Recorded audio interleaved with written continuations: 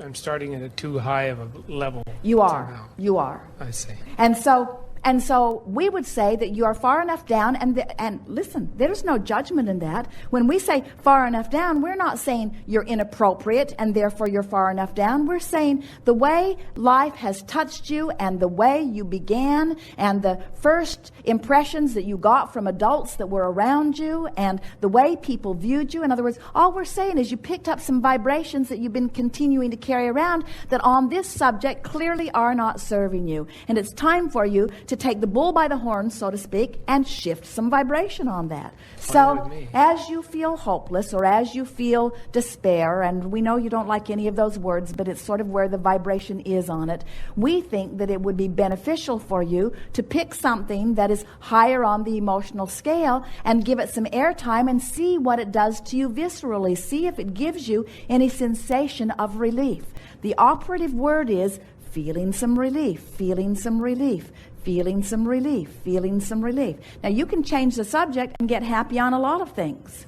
But changing the subject and getting happy on other things doesn't move anything on this subject necessarily. Now, if this subject was getting no airtime, you could ignore it altogether, just get happy about other things. You'd be happy most of the time, and it would be a non-issue. And you'd say, hey, I am a happy fellow. I'm hopeful all of the time, and we wouldn't disagree with you at all. But because this is getting so much airtime, meaning it's something that shows up in your life every day, you're feeling so much around it, it comes up a lot, you're beating the drum a lot about it, it's really worth dealing with it. And so let's do it here.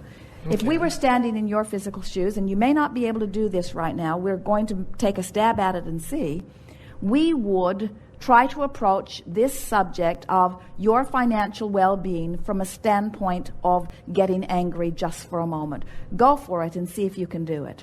Angry. Well, have you ever been angry about anything? Yeah. Does anger come easily to you, or have you learned to suppress anger? Mostly, unless I've been drinking a little, it's suppressed. Anybody got anything?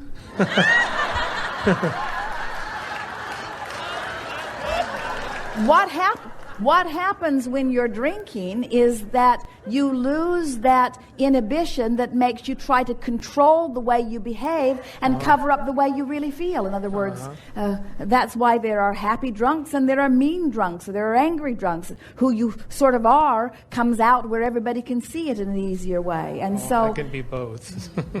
So make an effort here and see if you cannot find some relief from this hopeless feeling by getting a little angry about your financial condition. Just ramble about it a little bit if you can. You think he's going to make it? Well, you think he can get angry? I would.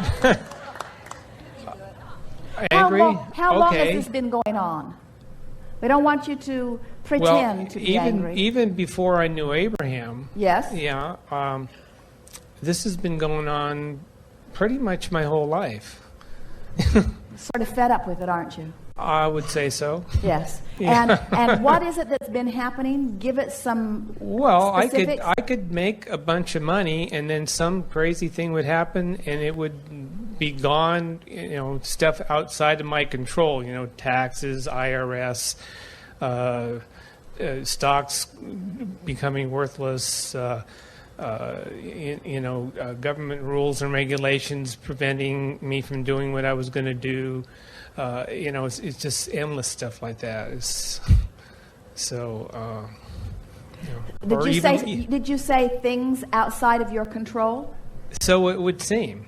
But obviously it's my energy, well, it's all right. And that's reflecting back to me. It's all right. There it is. We don't want you to beat up on yourself about it, in other words, but we did want to amplify back to you that it does feel like it's out of your control. That's that powerless feeling. It's like no matter what I do, no matter how I try, no matter how far I pull my sled up the hill, no matter how many things I get lined up, no matter how educated I get, no matter what job I get, no matter how good of employment I get, no matter how much money I begin to amass, some fool thing always happens, and I end up right back in this same. And now what we're wanting to hear from you is, how do you feel about that? In other words, is there anyone other than yourself that you are wanting to offer a little suggestion to? In other words, somebody other than myself I want to offer a suggestion to? I don't quite get that.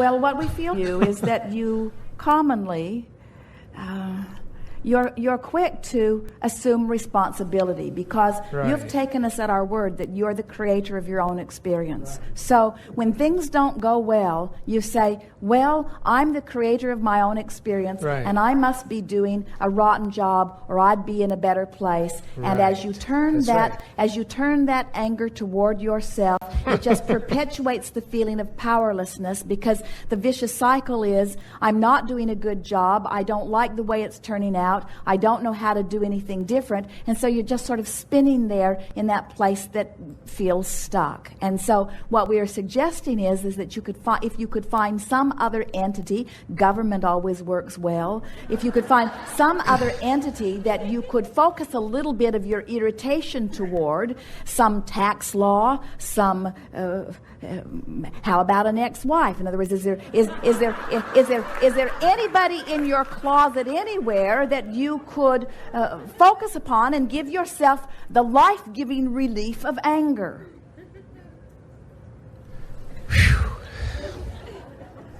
You're right. This is too much work. I don't know.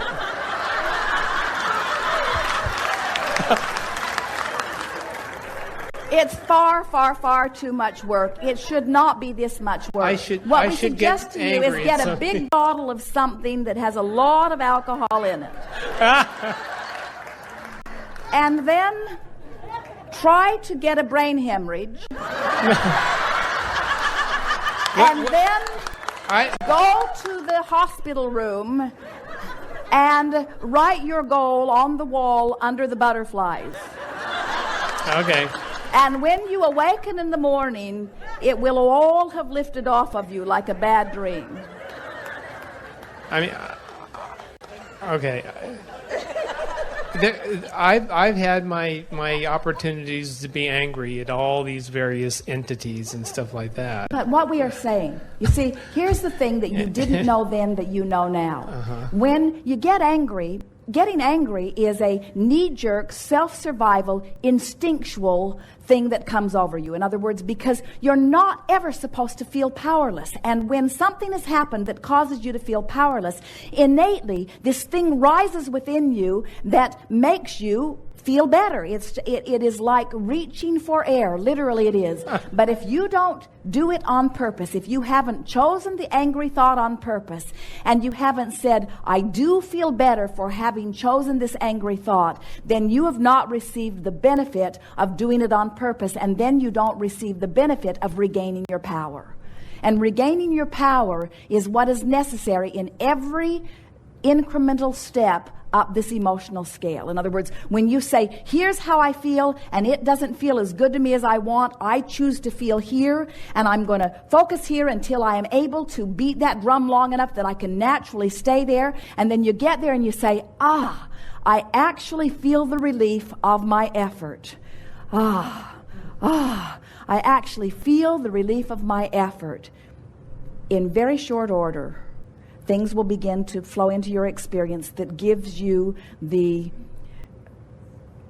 proof, if you want it, the evidence, if you want to call it that you did shift your vibration in some way.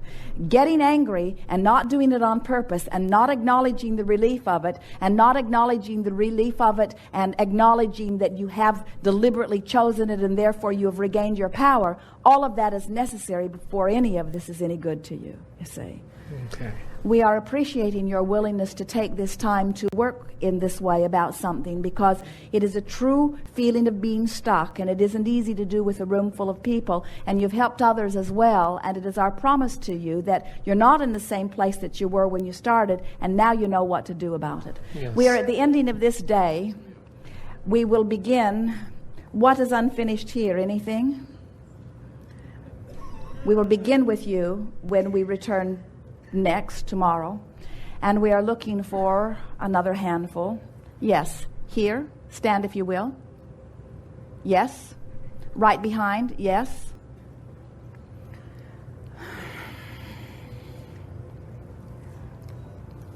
stand if you will. Yes, You're already standing, but it doesn't count. Right here. Yes.